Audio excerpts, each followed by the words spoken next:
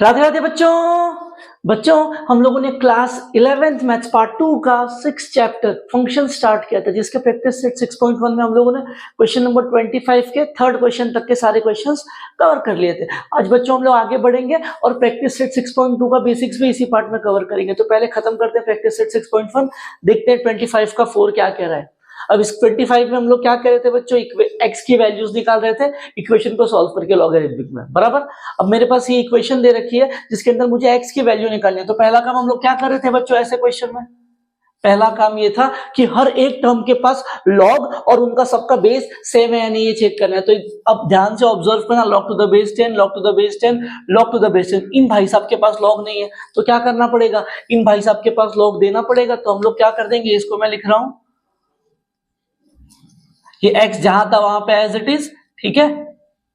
log to the base 10 of 10 यहां पे दे दिया मैंने। अब ये वैल्यू 1 ही बनने वाली है, x इंटू 1 x रहेगा। अब यहाँ पे log टू द बेस 10 क्यों किया, क्योंकि सबके बेस में 10 था। बाकी चीजों को एज इट इज लिख दो, log to the base 10 of 1 plus 2 की पावर x। यहां पे क्या हो जाएगा बच्चों, जरा इनको देखो, दिख रहा है यहां पे ये वाला पैटर्न चलेगा क्या, m इंटू लॉग ए, ये क्या हो जाएगा बच्चों, log a की पावर m हो जाएगा। तो सेम तरीके से ये x ऊपर चला जाएगा तो ये क्या मिलेगा, log to the base 10 of 5 की power x plus log to the base 10 of 6, ये एज इट इज, ठीक है। अब क्या हो जाएगा देखो जरा, इसके अंदर ऑब्जर्व करना, इसके अंदर भी क्या ये यहाँ पे जो प्रॉपर्टी लगी है वो इसके अंदर भी लगेगी। ये x ऊपर चला जाएगा 10 के टकले पे, कैसा दिखेगा ये 10 to the base log to the base 10 of 10 की power x plus log to the base 10 of 1 plus 2 की पावर x। इनको भी फिलहाल के लिए ऐसे ही रख दो, log to the base 10 of 5 की power x plus log to the base 10 of 6। अब जरा ध्यान से ऑब्जर्व करना राइट हैंड साइड और लेफ्ट हैंड साइड, क्या यहाँ पे ऐसी चीज लिखी है क्या, log a plus log b, जिसको हम लोग लिख सकते हैं log a इंटू b। देखो जरा log a plus log b, यहां पे भी log a plus log b, तो ये क्या हो जाएगा बच्चे, a इंटू बी हो जाएगा। तो कैसे लिख सकते हैं इसको हम लोग, ये हो जाएगा log to the base 10 of 10 की पावर x इंटू 1 प्लस 2 की पावर x। चलो यहां पे हो गया a इंटू बी। इस तरफ क्या हो जाएगा, log to the base 10 of 5 की पावर x इंटू 6। अब देखो बच्चे दोनों तरफ का जो log टू द बेस 10 है एक दूसरे को कैंसिल कर देगा, कर दिया कैंसिल, कैसा दिखेगा फिर ये 10 की power x into 1 plus 2x equal to 5 की पावर x इंटू 6, ठीक है। अब मैं क्या कर रहा हूं, ये जो 5 की पावर x है इसको यहां लेके आ रहा हूं और ये 10 है 10 की पावर x, इसको ऐसे लिख रहा हूं, देखो 10 की पावर x ऐसे ही है, ठीक। 10 को मैं क्या लिख सकता हूं बच्चों, 10 को लिख सकता हूं 2 इंटू 5 इनकी पावर x, तो ये कैसा दिखेगा मेरे पास 2 की पावर x इंटू 5 की पावर x। तो जो 10 की पावर x है उसको ऐसे लिख सकता हूं, तो क्या कर रहा हूं 10 की पावर x को 2 की पावर x इंटू 5 की पावर x लिख रहा हूं और इस टर्म को इस तरफ लेके आ रहा हूं, कैसा दिखेगा ये, अब ये हो जाएगा 2 की पावर x इंटू 5 की पावर x ब्रैकेट में 1 प्लस 2 की पावर x माइनस इनको यहां पे लेके आ गया 5 की पावर x इंटू 6 बराबर 0, ठीक। अब क्या करो, ये 2 की पावर x इंटू 5 की पावर x को इन दोनों से मल्टीप्लाई कर दो, तो क्या हो जाएगा 2 की पावर x इंटू 5 की पावर x इंटू 1, तो 2 की पावर x इंटू 5 की पावर x रह गया। प्लस जब मैं इसका और इसका मल्टीप्लीकेशन करूंगा तो देखो क्या हो जाएगा 2 की पावर x इंटू 2 की पावर x, 2 की पावर x का स्क्वायर इंटू 5 की पावर x माइनस 5 की पावर x इंटू 6 बराबर 0, ऐसे कुछ बन रहा है, ठीक। अब क्या करेंगे बच्चों, इसको सिंप्लीफाई करने के लिए जरा देखो यहां से कुछ कॉमन वॉमन निकाल सकते हैं क्या हम लोग। अगर आप ध्यान से ऑब्जर्व करोगे बच्चों तो 5 की पावर x 5 की पावर x 5 की पावर x तीनों में बाहर निकाल दो थोड़ी देर के लिए, कैसा दिखेगा ये 5 की पावर x यहां पे बच जाएगा 2 की पावर x प्लस 2 की पावर x का स्क्वायर माइनस 6 बराबर 0, ऐसे कुछ मिल रहा है मुझे। तो यहाँ पे बच्चों दिख रहा है आपको दो इक्वेशंस मिल रही है, एक 5 की पावर x और दूसरा ये। अब मैं क्या कर रहा हूं, यहां से मुझे क्या मिल जाएगा, देखो यहां से मिल जाएगा या तो ये इक्वल टू 0 या फिर ये इक्वल टू 0। तो यहां से आ रहा है या तो 5 की पावर x इक्वल टू 0 और 2 की पावर x प्लस 2 की पावर x का स्क्वायर माइनस 6 बराबर 0। अब यहाँ पे क्या हो जाएगा बच्चों, ये कह रहा है कि मैं 5 के ऊपर ऐसी क्या पावर डालूं, मैं 5 के ऊपर ऐसी क्या पावर डालूं कि आंसर 0 हो जाए। 5 एक पॉजिटिव नंबर है, इसके ऊपर चाहे आप पॉजिटिव पावर डालो, चाहे नेगेटिव पावर डालो, चाहे 0 डालो, कभी भी ये इक्वल टू 0 नहीं बनेगा। तो ये जो केस बन रहा है यहाँ पे बच्चों, ये पॉसिबल ही नहीं है केस। इसका मतलब यहां से मुझे x की वैल्यू नहीं मिलने वाली, जो भी होगा वो यहीं से होगा। अब क्या कर रहा हूं मैं आगे, इनको ध्यान से ऑब्जर्व करना। इसके अंदर एक छुपा हुआ क्वाड्रेटिक इक्वेशन है, कैसे अभी बताता हूं। एक काम करो, आप इसको पुट कर दो 2 की पावर x को p थोड़ी देर के लिए, ठीक है। जहां जहां पे 2 की पावर x दिख रहा है वहां पे p पुट करो, क्या हो जाएगा देखो, 2 की पावर x इसको p बोल दिया, प्लस यहाँ पे 2 की पावर x का स्क्वायर मतलब p का स्क्वायर, यहाँ पे माइनस 6 बराबर 0। इसको रीअरेंज करेंगे तो क्या हो जाएगा, p square plus p minus 6 बराबर 0। दिख गई क्वाड्रेटिक इक्वेशन। ऐसी क्वाड्रेटिक इक्वेशन जिसका मल्टीप्लीकेशन -6 ऐड करने पे +1, तो 3 और -2। तो सिंप्लीफाई करने के बाद क्या मिलेगा, इसको सिंप्लीफाई करने के बाद आ जाएगा p + 3 इंटू p - 2 बराबर 0, ऐसे कुछ। अब p की वैल्यू को रिसब्स्टिट्यूट करो। p की एक्चुअल वैल्यू क्या है बच्चों, 2 की पावर x, क्या हो जाएगा यहां से।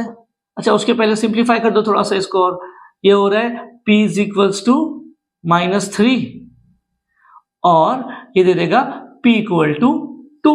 अब p की वैल्यू को रिसब्स्टिट्यूट करो बच्चों। p की वैल्यू क्या है, 2 की पावर x, तो ये कह रहा है 2 की पावर x बराबर 3 है और 2 की पावर x बराबर 2 है। अब पहले इस इक्वेशन को ध्यान से ऑब्जर्व करो, 2 के ऊपर मैं ऐसा क्या नंबर पुट करूं कि आंसर में 3 आए। अब यहां पे समझना बच्चों, 2 एक इवन नंबर है। इवन नंबर की चाहे आप कितनी ऑड पावर लो या इवन पावर लो, ये आंसर हमेशा इवन देगा।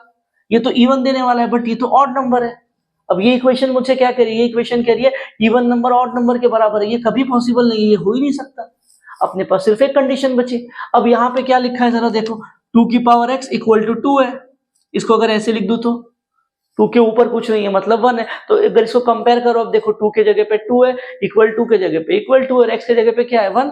तो कंपेयर करेंगे तो यहां से x का वैल्यू क्या आ गया बच्चों, 1। और यही हमको ढूंढना था, खत्म हो गया क्वेश्चन।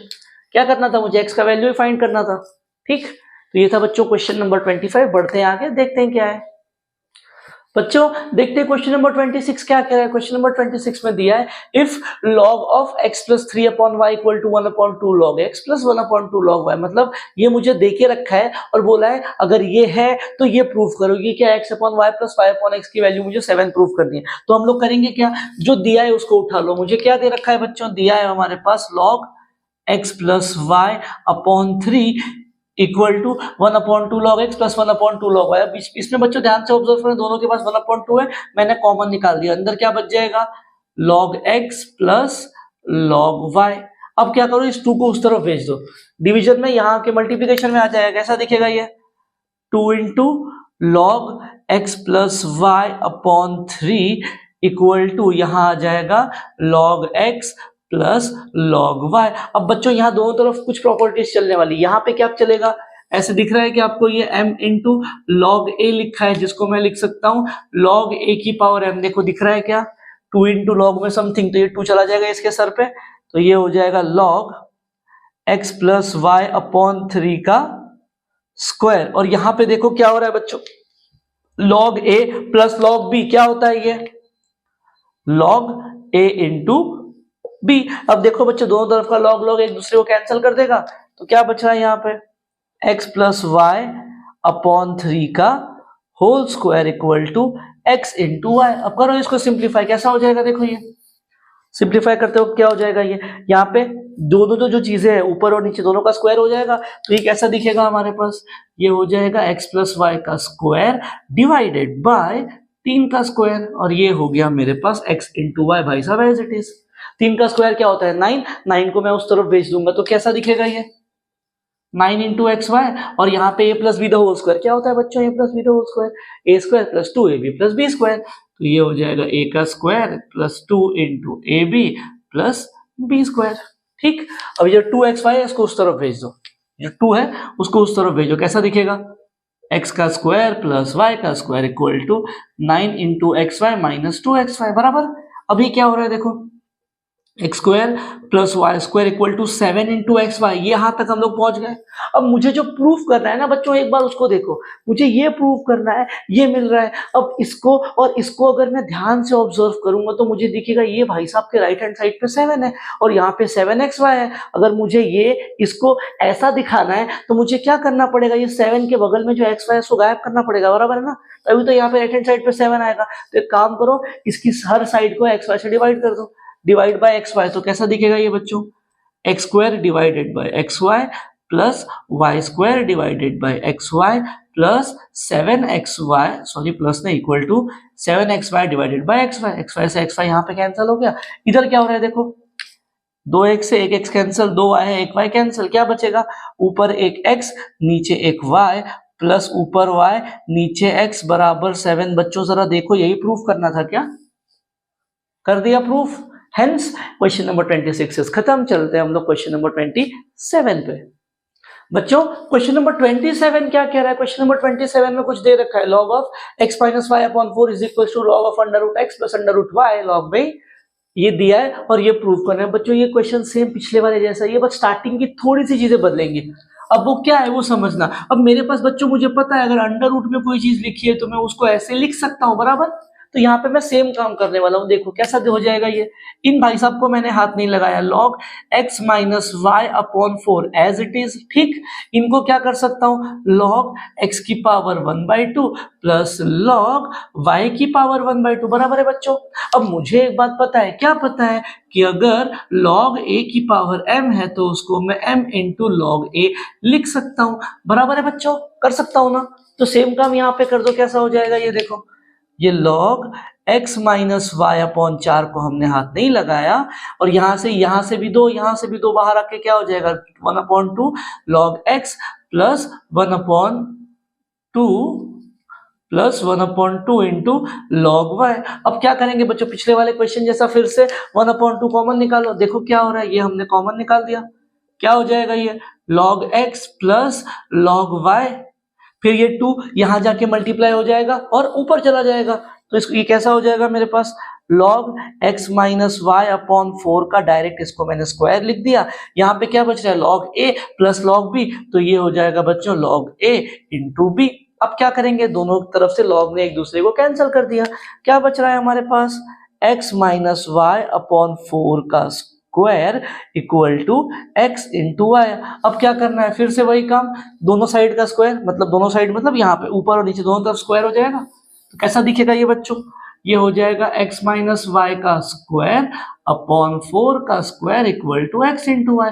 4 का स्क्वायर कितना होता है, 16 को उस तरफ भेज दो, तो ये हो गया 16xy।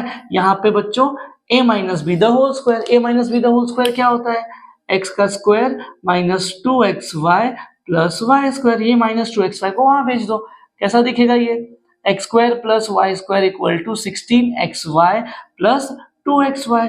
ये क्या हो रहा है देखो, x का स्क्वायर प्लस y का स्क्वायर इक्वल टू, ये हो जाएगा हमारे पास कितना हो जाएगा, ये 18xy। अब यहां तक आके तो हम रुक गए। अब क्या करना है बच्चों, मुझे इसको इसमें कन्वर्ट करना है। अब अगर इसको इसमें कन्वर्ट करना है तो सेम पिछले वाले जैसा ही, इनकी राइट साइड पे देखो, हम लोग राइट साइड को इक्वल बनाएंगे। यहाँ पे 20 है, यहाँ पे 18 है, xy तो मतलब यहाँ किसकी कमी है बच्चों, 2xy की कमी है। क्या पूरी कर दो कमी, जुगाड़ लगा दिया हमने। मैंने क्या किया, इसकी राइट हैंड साइड को इक्वल बनाया। कैसे कर रहा हूं मैं, उसके लिए मैं कमी पूरी कर दे रहा हूं, 2xy की कमी थी, डाल दो, कैसा दिखेगा ये। अब जब मैं कमी पूरी करूंगा तो बच्चों वो 2xy यहां भी देना पड़ेगा और इस तरफ भी डालना पड़ेगा, तो ये plus 2xy equal to 18xy plus 2xy। अब जैसे ही मैंने राइट हैंड साइड पे ऐड कर दिया यहाँ पे, तो बच्चों 20xy आ गया, आधा काम तो अपना हो गया। अब इन भाई साहब को देखो जरा क्या लिखा है, क्या ये ऐसे लिखा है, क्या इसको सिंप्लीफाई कर दिया, आगे पीछे कर दिया तो 2xy प्लस वाई स्क्वायर। अब इनको जरा देखो क्या लिखा है, a square plus 2ab plus b square, मतलब ये क्या लिखा है बच्चों, x प्लस वाई का होल स्क्वायर ही तो लिखा है और हमको यही प्रूफ करना था। देख लो, कर दिया हमने प्रूफ और इसी के साथ क्वेश्चन नंबर 27 खत्म हो गया। बढ़ते हैं आगे क्वेश्चन नंबर 28 पे। बच्चों चलते हैं आखिरी क्वेश्चन, क्वेश्चन नंबर 28 पे। क्या कह रहा है question number 28, if x is equal to log to the base a of bc, y का value log to the base b of ca, z का वैल्यू दे रखा है log to the base c of ab, then कह रहा है prove that 1/1 plus x plus 1/1 plus y plus 1/1 plus z बराबर 1, ये दिया है और ये प्रूव करना है। तो इसमें करेंगे क्या, जो प्रूव करना है ना बच्चों, उसी की लेफ्ट हैंड साइड उठा रहा हूं मैं क्या कर रहा हूं, लेफ्ट हैंड साइड उठा रहा हूं, जो मुझे प्रूव करना है उसकी क्या है left hand side, 1/1 plus x plus 1/1 plus y plus 1/1 plus z, यही दे रखा है। अब इसी के अंदर बच्चों ऑब्जर्व करना, ये x भाई साहब, y भाई साहब और z भाई साहब की वैल्यू दे रखी है क्या, देखो पुट कर दो, कैसा हो जाएगा बच्चों, ये हो जाएगा 1/1 प्लस x की वैल्यू क्या है मेरे पास, log to the base a of bc plus 1/1 plus y की वैल्यू क्या है, log to the base b of ca plus 1/1 plus z की वैल्यू क्या है, log to the base c of ab, put कर दिया हमने वैल्यू।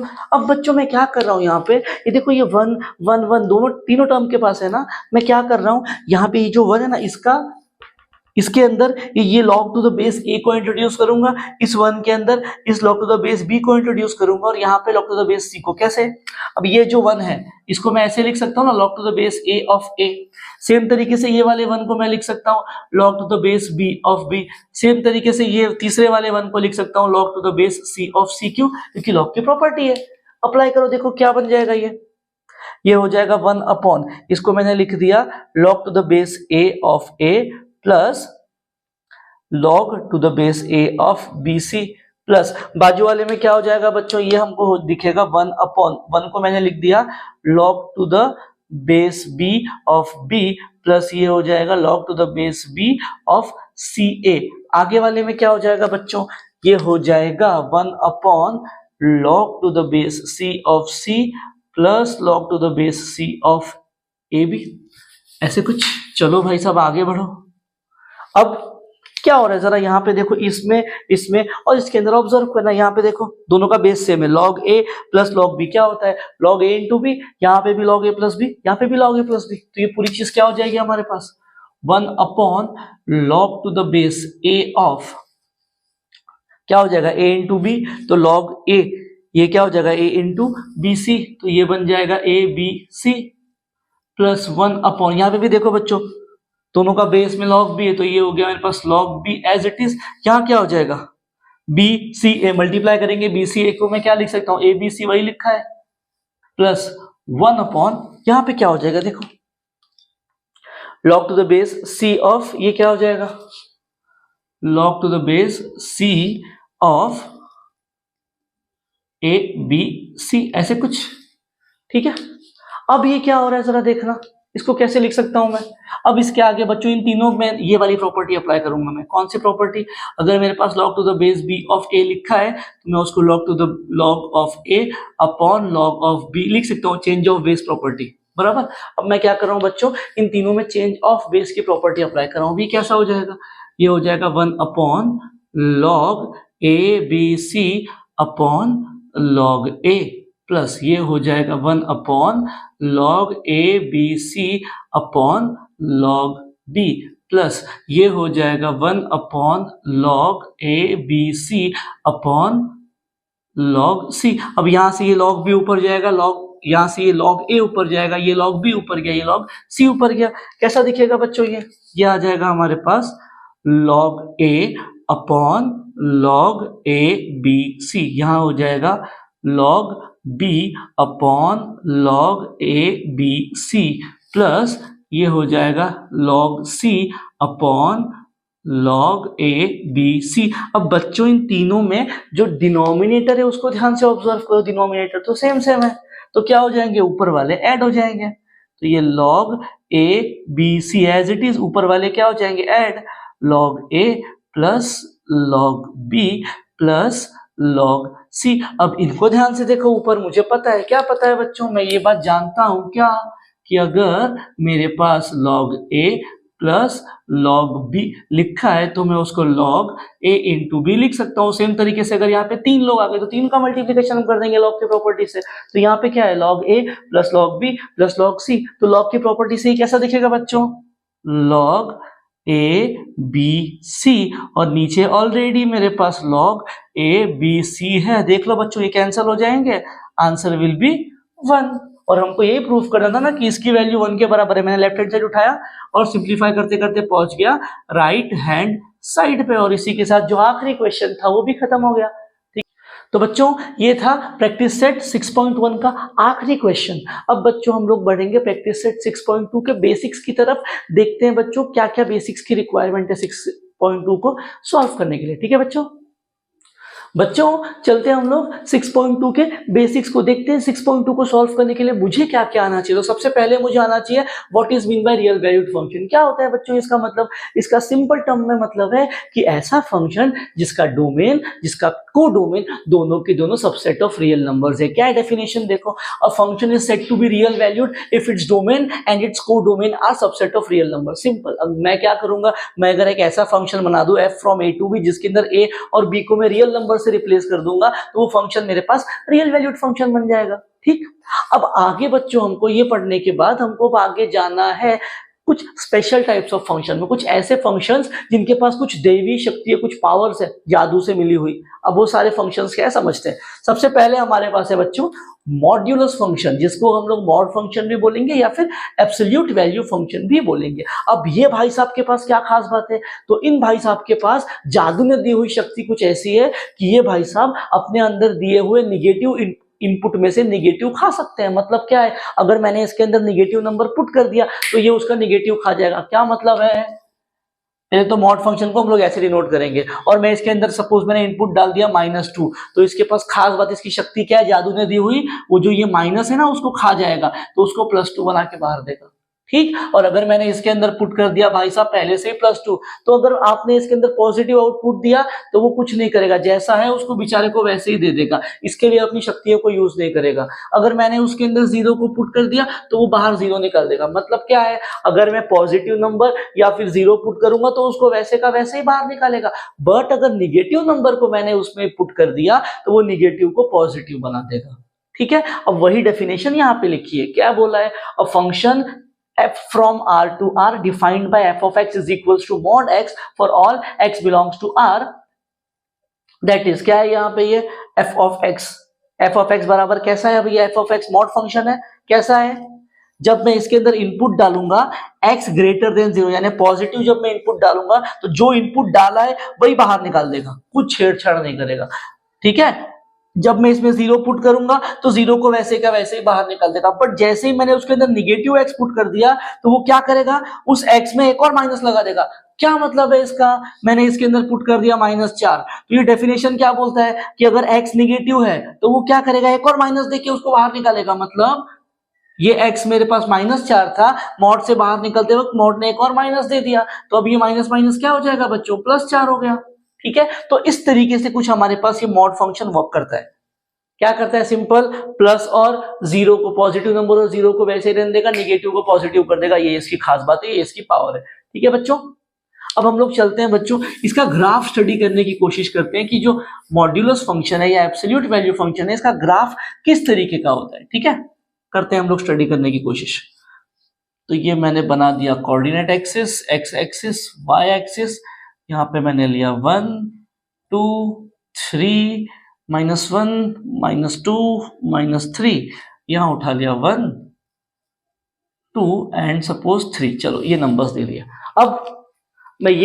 अब हमको पता है जब फंक्शन का हम लोग ग्राफ ड्रॉ करेंगे तो बच्चों क्या हो जाएगा, जो हमारा x एक्सिस है वो इनपुट लेगा, y एक्सिस आउटपुट लेगा। तो मैंने पुट कर दिया भाई साहब x एक्सिस पे 0, तो मॉड फंक्शन के अंदर 0 पुट करो, आउटपुट में क्या देगा 0, तो जब मैं 0 दूंगा तो 0 के लिए उसने आउटपुट 0 दे दिया।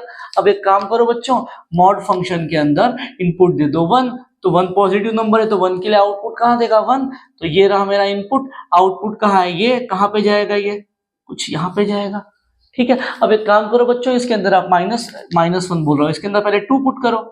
अब 2 भी पॉजिटिव नंबर है तो वैसे का वैसा बाहर निकाल देगा, तो ये मेरा 2 इनपुट, तो ये मेरा 2 आउटपुट। ये कहाँ जाएगा बच्चों, ये कुछ यहाँ पे जाएगा। सेम तरीके से बच्चों 3 पे मुझे आउटपुट क्या देगा मेरा फंक्शन, 3 पे देगा हमको 3 बराबर।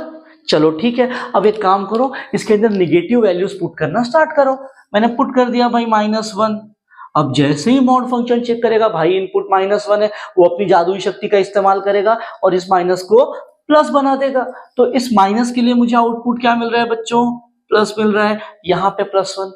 ठीक है, अब जैसे ही -2 पुट किया, इस पे भी जादुई शक्ति का इस्तेमाल होगा और ये भी +2 बन जाएगा बाहर निकलने के बाद। तो जब मैं -2 इनपुट दे रहा हूं तो आउटपुट में मुझे +2 मिल रहा है। सेम तरीके से बच्चों -3 पे क्या मिलेगा, +3 मिलेगा। अब एक काम करो, इनको जोड़ना चालू करो। तो जब इनको जोड़ दोगे तो कुछ ऐसे लाइन बनती हुई दिखेगी आपको,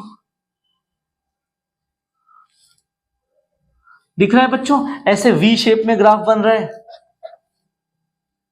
ठीक है, तो मॉड फंक्शन का ग्राफ कुछ इस तरीके का होता है, वी शेप का। ठीक है, तो बच्चों ये था हमारा पहला स्पेशल टाइप ऑफ फंक्शन। देखते हैं आगे और कौन कौन से है। अब बच्चों आगे वाला फंक्शन क्या है, आगे वाला स्पेशल टाइप ऑफ फंक्शन का नाम है हमारे पास ग्रेटेस्ट इंटीजर फंक्शन, या फिर इसी को हम लोग कहेंगे स्टेप फंक्शन। अब क्या मतलब है इस चीज का, अब इन भाई साहब के पास जो जादू से स्पेशल पावर या शक्तियां मिली है वो क्या है, इन भाई साहब के पास ये पावर है कि ये इनके अंदर आए हुए फ्रैक्शन वैल्यूज को खा जाएगा। क्या है जादू से मिली हुई पावर, इनको, इनके अंदर अगर आप फ्रैक्शन वैल्यू यानी पॉइंट वाले नंबर्स पुट करोगे तो ये उनको खा जाएगा। क्या मतलब है उस चीज का, समझो। मैंने इसके अंदर पुट कर दिया 2.08। ठीक है, अब ये जो नंबर है 2.08, इसमें से इंटीजर वैल्यू क्या है और फ्रैक्शन वैल्यू क्या है, अगर अलग करूंगा तो ये कुछ ऐसा हो जाएगा। ये आ गया इंटीजर, ये आ गया फ्रैक्शन। तो ये क्या करेगा, जब मैं इसको ऐसे अंदर डालूंगा ना ग्रेटेस्ट इंटीजर के अंदर इस फंक्शन को, तो वो इस इंटीजर जो फ्रैक्शन पार्ट है ना इसको खा जाएगा। ये उसके पास शक्ति है।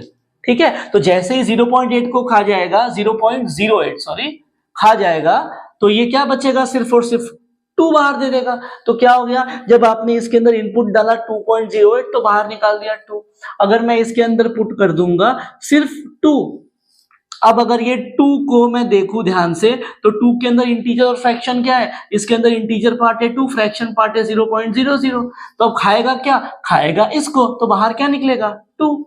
तो मतलब अगर मैं ऐसे पूरा इंटीजर इनपुट दूंगा तो वैसे का वैसे बाहर निकाल देगा, बट जैसे ही मैंने पॉइंट वाला इनपुट दिया तो पॉइंट खा के बाहर निकालेगा। मतलब अगर मैंने 5.4, 54, 58, 59 ऐसे कुछ पुट कर दिया तो वो क्या करेगा, पॉइंट के बाद का नंबर खा जाएगा। कौन खा जाएगा, किसको खा जाएगा, ग्रेटेस्ट इंटीजर पॉइंट के बाद वाले को खा जाएगा। तो बाहर क्या निकलेगा, सिर्फ 5।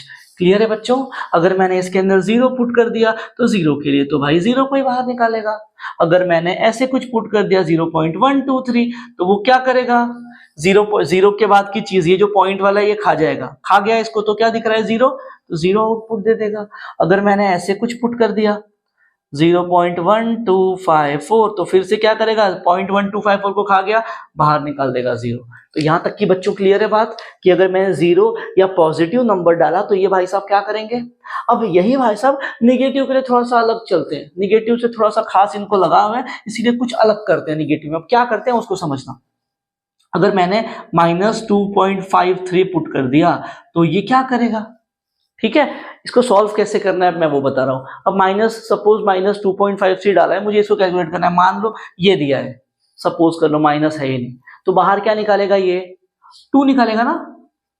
ठीक है, तो बट अभी अपने पास तो माइनस था, तो माइनस में क्या करेगा, वो जो आंसर आया ना उसमें एक और ऐड कर दो, क्या हो जाएगा, ये 3 और माइनस लगा दो।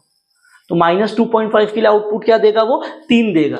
ठीक है, 3 मतलब -3। अब अगर मैं ऐसे कुछ पुट कर दूं तो माइनस ग्रेटेस्ट इंटीजर ऑफ -3.489452, तो वो क्या करेगा, देखो कितना है, -3 है बराबर 3 पॉइंट समथिंग, तो मतलब इनको तो पक्का खाने वाला है वो।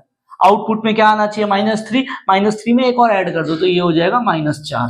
क्यों ऐड कर रहा हूं मैं 1, क्योंकि माइनस दिया, अगर प्लस होता तो वैसे के वैसे बाहर निकाल देता मैं, बट माइनस था इसीलिए एक ऐड करेंगे। ठीक है बच्चों, तो माइनस में क्या होगा, एक ऐड हो जाएगा, और प्लस में क्या होगा, जैसा है वैसा ही आएगा। ठीक है, अब बच्चों हम लोग इसका ग्राफ समझने का कोशिश करते हैं कि इसका ग्राफ कैसा होता है। उसके पहले इसकी डेफिनेशन क्या है एक बार वो देख लो। A function f from R to R is said to be greatest integer function if उसको इस तरीके से डिफाइन किया, कैसे डिफाइन किया, f of x is equals to close bracket में x लिखा है या फिर इस तरीके से। ये जो दोनों चीजें है ना बच्चों, ये नोटेशन है इसके, ये आपको याद रखना है। अगर ऐसा लिखा हुआ दिखा मतलब ये ग्रेटेस्ट इंटीजर फंक्शन है या फिर स्टेप फंक्शन है। अब बच्चों स्टडी करते हैं ग्राफ, देखते हैं भाई साहब इनका ग्राफ आता कैसा है। फिर से वही काम, हमने एक्स एक्सिस बना दिया, हमने वाई एक्सिस बना दिया, और हमको पता है एक्स एक्सिस पे इनपुट डालेंगे, वाई पे आउटपुट डालेंगे, तो क्या हो जाएगा, यहाँ मैं पुट कर रहा हूँ 1, यहाँ 2, यहाँ पे 3, ये -1 -2 -3, ये 1 2 3। अब बच्चों इनपुट देना स्टार्ट करो। मैंने इसके अंदर दे दिया इनपुट 0। मैंने क्या इनपुट दिया 0, तो 0 के लिए आउटपुट क्या देगा 0, मतलब यही मुझे आउटपुट भी मिला। ठीक है, अब मैं क्या कर रहा हूं बच्चों, 0 से थोड़ी सी आगे वैल्यू पुट करो। मैंने पुट कर दिया 0.1। ठीक है, मैंने क्या पुट किया इसके अंदर 0.1। आउटपुट क्या देगा, अभी भी 0 देगा, मतलब इसके लिए भी आउटपुट यही है। फिर मैंने पुट किया बच्चों 0.5। क्या पुट किया 0.5, इसके लिए आउटपुट क्या देगा, अभी भी 0 देगा, बराबर। तो मतलब मुझे यहाँ पे क्या दिख रहा है बच्चों, यहाँ मुझे क्या ऐसी बातें दिख रही है, देखो अगर मैंने इसके अंदर 0 डाल दिया तो आउटपुट 0 देने वाला है। अगर मैंने इसके अंदर 0 पॉइंट समथिंग भी पुट कर दिया तब भी बच्चों ये आंसर 0 ही दे रहा है, क्या देखो, ठीक। बट जैसे ही मैं बच्चों इसके अंदर इनपुट 1 पुट करूंगा आउटपुट 1 दे देगा, मतलब ये 1 के लिए आउटपुट कहां जाएगा बच्चों, यहां जाएगा। बट इस 1 के पहले और 0 के बाद चाहे मैं जो वैल्यू पुट कर दूं, सारी वैल्यू के लिए मुझे आउटपुट इसी लाइन पे मिलने वाला है, क्या बच्चों, दिख रहा है आपको ये चीज, ठीक है। मतलब 0 या 0 पॉइंट समथिंग 1 के पहले कुछ भी पुट करो, सबके लिए आउटपुट यही आने वाला है, तो मैंने मार्क कर लिया। फिर जैसे ही मैंने 1 पुट किया तो 1 के लिए आउटपुट 1 मिल गया। अब एक काम करो बच्चों, इसके अंदर 1.5 पुट करो। 1.5 में आउटपुट क्या मिलेगा 1, मतलब यहाँ जो 1.5 है इसके लिए भी आउटपुट 1 मिल रहा है, ठीक है। एक काम करो 1.898942 पुट करो, तो क्या करेगा, फिर से पॉइंट खाएगा, आंसर क्या मिलेगा, तो एकदम 2 के करीब वाली वैल्यू लिया, उसके लिए भी आउटपुट ये मिल रहा है। तो अब मुझे बच्चों क्या दिख रहा है, मुझे ये दिख रहा है कि अगर मैं 1 पॉइंट समथिंग भी पुट कर दूं तब भी मुझे आउटपुट 1 ही मिल रहा है, बराबर। मतलब 1 और 2 के बीच में, 2 नहीं 1 और 2, 1 से बड़ी और 2 से छोटी जितनी वैल्यू पुट करूंगा सबके लिए आउटपुट 1 देने वाला है। मतलब ये पूरे के पूरे इस यहां तक के इनपुट के लिए ये आउटपुट यही देने वाला है। एक काम करो 2 पुट करो। अब जैसे ही 2 पुट करेंगे इसके अंदर क्या हो जाएगा बच्चों, 2 के लिए तो आउटपुट 2 मिलेगा। जैसे ही मैंने 2 पुट किया आउटपुट कहां भाग जाएगा, 2 पे भाग जाएगा। फिर एक काम करो 2 से बड़ी वैल्यू लो 2.1, क्या मिलेगा आंसर 2। जैसे ही मैं 2.1 पुट करूंगा आंसर भी 2.1 मिलेगा। एक काम करो 2.5 पुट करो, इसके लिए भी आंसर 2, 2.5 के लिए भी आंसर 2। तो यहां से भी मुझे क्या दिख रहा है बच्चों, जब जब मैं 2 पॉइंट समथिंग पुट करने की कोशिश करूंगा तब तब आंसर 2 आएगा, तब तब आंसर, मतलब इनकी यहां से यहां तक की 2 से लेकर 3 तक की सारी वैल्यूज के लिए बच्चों ये मुझे क्या करेगा, आउटपुट 2 ही देगा। बट जैसे ही मैंने इनपुट 3 डाला आउटपुट कहां भाग जाएगा, यहां भाग जाएगा। अब ध्यान से देखो, ऐसे सीढ़ी बन रही है क्या आपके पास, टिक टिक टिक टिक, देखो बन रहा है सीढ़ी। तो ये इसका जो ग्राफ है ऐसे सीढ़ी या स्टेप के फॉर्म में होता है, इसीलिए बच्चों हम लोग इसको कहते हैं स्टेप फंक्शन। तो ये था बच्चों हमारा दूसरा पावरफुल फंक्शन। बढ़ते हैं आगे इसके भाई के पास, देखते हैं इसका भाई क्या है।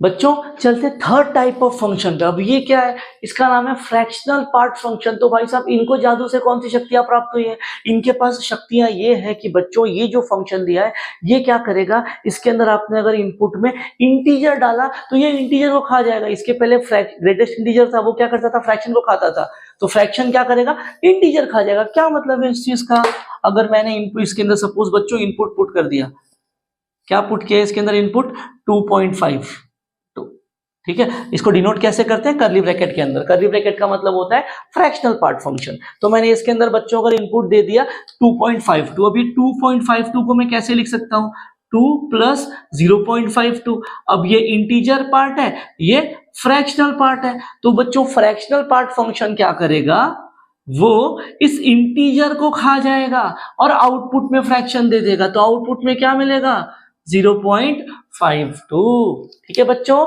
अगर मैंने कुछ ऐसे पुट कर दिया 2.89452, आंसर में क्या आ जाएगा, ये पॉइंट क्या आएगा, सब कुछ खा जाएगा। वो क्या बचेगा पॉइंट के बाद वाली चीज, तो ये हो जाएगा 0.89452।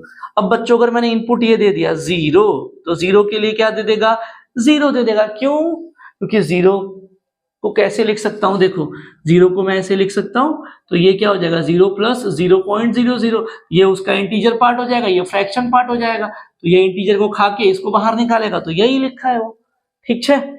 अब अगर मैं ऐसे लिख दूं तो बच्चों 1, मैंने इनपुट डाल दिया 1, तो अब मैं 1 को कैसे लिख सकता हूं, 1 को ऐसे लिख दूं 1.00, ठीक, तो ये क्या हो जाएगा 1 प्लस 0.00, ये उसका इंटीजर पार्ट है और ये फ्रैक्शन पार्ट है, तो इसको खा जाएगा, इसको बाहर निकाल देगा, तो इसके लिए आंसर क्या आ जाएगा 0। अगर मैंने बच्चों ऐसे पुट कर दिया, माइनस के लिए बाद में देखेंगे, पहले प्लस 5 पुट कर दिया, 5 के लिए भी क्या दे देगा 0, मतलब सारी इंटीजर वैल्यूज के लिए ये आंसर 0 देने वाला है, बट सिर्फ और सिर्फ फ्रैक्शन पार्ट का मुझे आउटपुट देगा। अगर मैंने ऐसे कुछ पुट कर दिया तो इसके अंदर 0.1243, तो ये क्या करेगा, पॉइंट के बाद के जितने नंबर है वो आउटपुट में दे देगा, तो ये दे देगा 0.1243। क्लियर है बच्चों, यहां तक की बात आई थिंक क्लियर है। मैंने यहां तक के जितने भी एग्जाम्पल है बच्चों सिर्फ पॉजिटिव नंबर इनपुट में दिया है। अब अगर निगेटिव दे दूंगा तो क्या होगा, उस पर चलते हैं, करना सेम काम है, बस निगेटिव में थोड़ा सा अलग होगा। कैसे होगा वो देखो, सपोज मैंने पुट कर दिया इसके अंदर ये ऐसे, इसके अंदर सपोज मैंने पुट कर दिया -2, ठीक है, तो -2 एक इंटीजर है, उसके लिए 0 आउटपुट देगा, ठीक है, हर एक इंटीजर के लिए वो 0 देगा।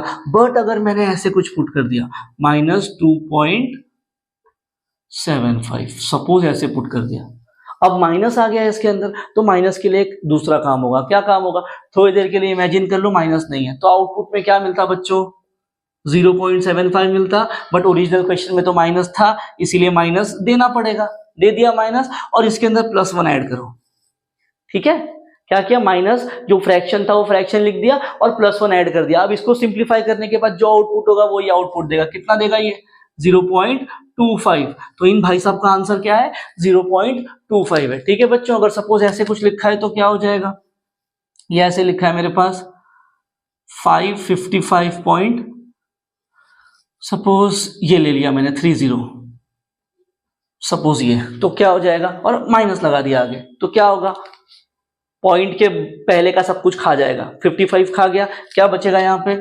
0.30, माइनस था इसीलिए माइनस लगा दिया, और माइनस था इसीलिए +1 भी ऐड किया, तो आंसर में क्या मुझे मिल जाएगा बच्चों 0.70, यानी 0.7। क्लियर है क्या हो रहा है। एक और देखते हैं, अगर मैंने कुछ ऐसे पुट कर दिया तो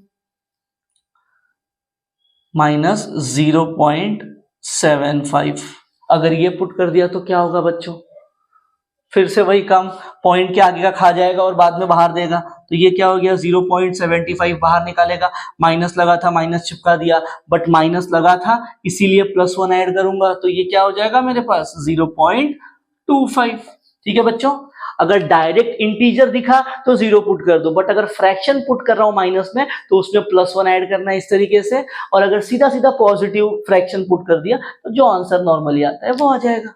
तो ये था बच्चों हमारा special type of third function जो है फ्रैक्शनल पार्ट फंक्शन। ठीक है बच्चों, अब बढ़ते हैं आगे, देखते हैं और हमारे पास स्पेशल फंक्शंस क्या क्या है।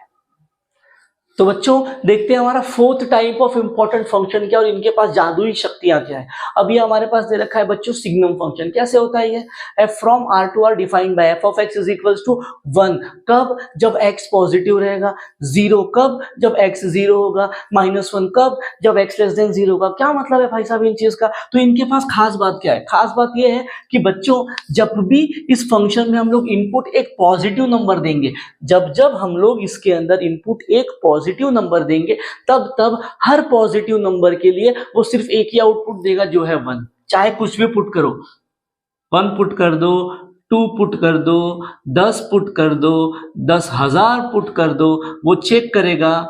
क्या चेक करेगा कि मेरे अंदर दिया हुआ इनपुट पॉजिटिव है कि नहीं। जैसे ही उसको पता चला मेरे अंदर दिया हुआ इनपुट पॉजिटिव है, फिर चाहे वो कितना ही बड़ा हो कितना ही छोटा हो, अगर पॉजिटिव है तो सबके लिए वो आंसर 1 दे देगा।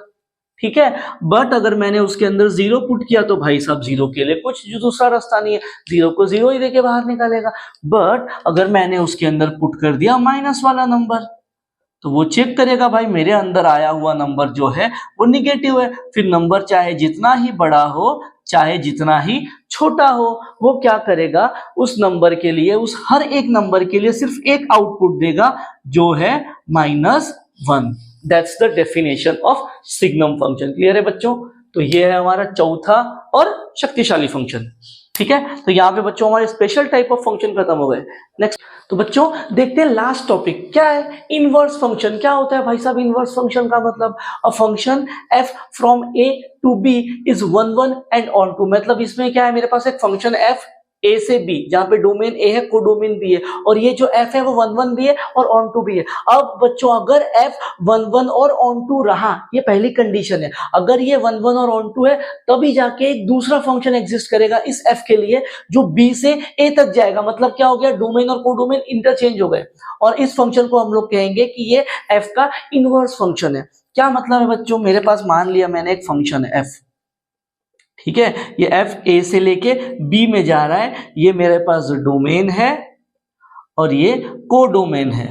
ठीक है, अब बच्चों अगर ये f 1 1 और ऑन टू दोनों एक टाइम पे हो गया, सेम टाइम पे, अगर ये f 1 1 भी हुआ और ऑन टू भी हुआ, तभी जाके इस f के लिए एक दूसरा फंक्शन एग्जिस्ट करेगा जिसको मैं डिनोट करूंगा ऐसे, और इसको मैं कहूंगा f इनवर्स। अब ये फंक्शन कैसा होगा बच्चों, ये फंक्शन f का उल्टा होगा। f का उल्टा मतलब डोमेन और कोडोमेन को इंटरचेंज कर दो, तो ये जाएगा b से a में, और इसको हम लोग बोलेंगे ये इनवर्स फंक्शन है f का। इनवर्स फंक्शन का मतलब सिंपल होता है उल्टा फंक्शन।